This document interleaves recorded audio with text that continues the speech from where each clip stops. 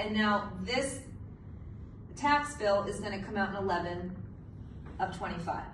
But you bought in February, so whoever was the owner January is the bill gets calculated on that and being the owner. So if there's homestead on the property January 1st, based on the current owner, the homestead stays based on their homesteaded value for that year. So this is this year.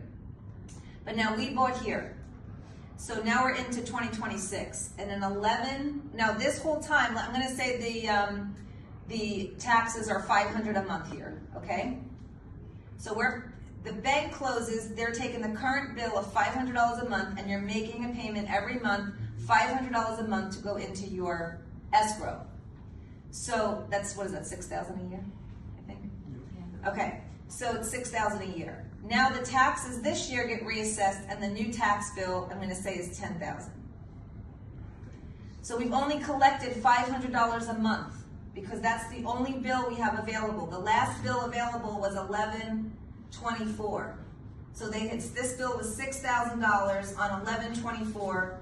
So the lender escrowed $500 a month, anticipating the tax bill will still be $6,000 on 11/25.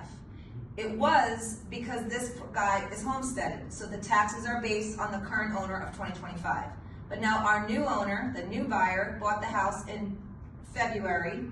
So on 1/26, it's going to get this buyer's, this is the new year. We're starting a brand new year. So it's going to be assessed on this buyer's purchase price and if they filed for homestead. Yes, remember, if they closed on 2/25, they're before that March 3rd deadline, they're able to file for the homestead exemption and it will apply.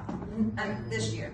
For the following year. Right, for the following year, right, following exactly. year. Yeah, Right. so they have until March of 26 to file for their homestead deduction. So anybody that closed in the whole year of 2025 has until March of 2026. 3/3, let's say, is the deadline in this example. So this is the date they have to file by. We already know the new owner is the owner January 1 of 2026. They filed for homestead, but they bought the house for a much higher price, so now their taxes are $10,000. But what is the bank escrowing? $6,000. Exactly. So that's why in November of 26, the bank is going to get a tax bill for $10,000. They've only been escrowing $6,000. They're $4,000 short. So glad I made the math easy. Yeah.